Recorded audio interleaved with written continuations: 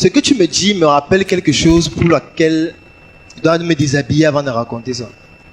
Parce que c'est pour que l'aspect émotionnel vous touche à jamais. Ça s'appelle le storytelling. Le storytelling, c'est quelque chose de terrible.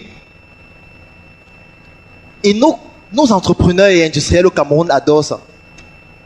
Le storytelling, je tiens à vous préciser qu'en dehors de vendre vos lits, il faut arrêter de regarder la télé. Ça ne sert à rien. Tout ce qu'on raconte à la télé sont des bêtises. Surtout les histoires des entrepreneurs qui passent à la télé, ils racontent comment il a commencé. Ça ne sert à rien de regarder ça. Et je vais vous dire pourquoi ça ne sert à rien. Parce que on va interviewer un monsieur qui est milliardaire aujourd'hui. On va lui demander, vraiment monsieur, vous êtes milliardaire. Comment vous avez fait? Il va dire,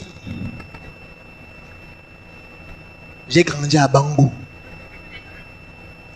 J'ai perdu mon père à l'âge de 1 an. Et ma mère à l'âge de 3 ans. J'étais seul dans ma famille. Et comme j'étais seul et que l'école était à 10 km de la maison, et que j'avais 2 petits frères que j'étais censé nourrir et éduquer, ils devaient me battre. Je me levais tous les jours à 2 heures. Je lavais la maison, je puisais de l'eau. Je préparais quelque chose pour mes petits frères avant de partir à l'école. Je partais à l'école. Quand je rentrais de l'école, à pied bien évidemment, je partais au champ et essayais de récolter les petites choses que j'ai pu avoir au champ là pour que les enfants puissent manger. Après, à l'âge de 9 ans, j'ai commencé à vendre de l'eau. Je vendais l'eau. Après l'eau, j'ai commencé à vendre les oranges. Après, les arachides marchaient mieux. Je suis passé aux arachides. Après, j'ai ouvert mon premier entrepôt. Deuxième. Et aujourd'hui, avec beaucoup de travail, j'ai pu arriver à ça. Le journaliste dit que mais c'est révolutionnaire ce que vous avez pu faire. Quel est votre secret? Il dit en fait, le problème au Cameroun, c'est que les jeunes ne veulent plus travailler. Les jeunes ne travaillent pas. Il faut travailler dur. Et j'ai un ami, il s'appelle Cédric. Il est à Mokolo, il est pousseur. Chaque jour qu'il regarde, il me dit Claudel. Quand ce monsieur dit de travailler dur, ça signifie quoi? Il doit sortir maintenant tous les jours à 5 avec 2 pouces. Parce que ce travail est dur. Comment il dit qu'il faut travailler dur? En fait, c'est du n'importe quoi. C'est des conneries qu'il raconte. Ça n'enlève rien à leur mérite. Mais c'est des conneries. Parce que tout le monde a bénéficié de vents favorables. Tout le monde. Et personne n'en parle jamais.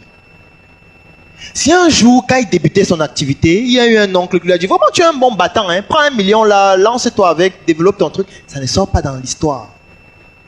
Pourtant, toi, tu n'as pas eu les 1 million là. S'il arrivait un jour, sa tante lui a dit que bon, j'ai un local là qui est à la briqueterie, utilise ça. Bon, quand tu auras des entrées, tu vas commencer à me payer. Fais un local gratuit. C'est un vent favorable. Donc tu n'en parleras jamais. Mais personne ne va venir dire à la télé que si j'ai réussi, c'est parce que je vole le courant. Donc il va dire qu'il travaillait dur. Va alors travailler dur, tu vas faire faillite. C'est ça qui va se produire. C'est ça qui va se produire. C'est pour ça que je dis, il faut faire très attention à ce que les gens racontent à la télé. Les gens racontent leur vie et qu'on ne peut pas vérifier. Parce que le journaliste, lui, rebondit seulement sur ce qu'on dit. S'il n'a pas la possibilité de vérifier si c'est vrai.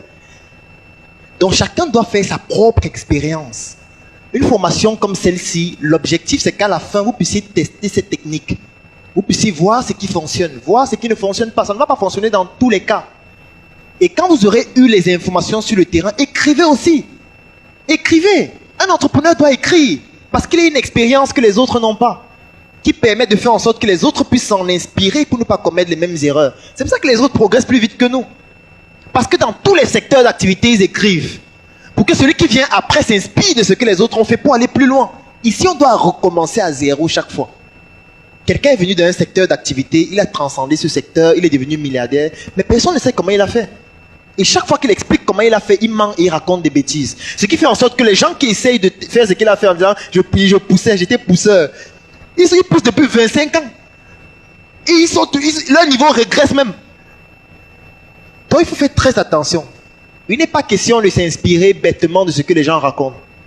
Il est question de voir vraiment ce qui fonctionne, d'essayer vous-même et de pouvoir tirer vos propres résultats et de pouvoir vous en inspirer pour pouvoir améliorer ce que vous faites déjà. Ce qu'on raconte à la télé, en général, sont des conneries. J'offre 6 heures de formation en ligne à 1000 entrepreneurs africains ce samedi 11 février. Cette initiative vise 3 objectifs. 1. Augmenter vos performances commerciales. 2. Dénicher de nouvelles opportunités d'affaires. Et en 3, vous allez découvrir en exclusivité les stratégies qui font de la marque Ndjoka une véritable pépite.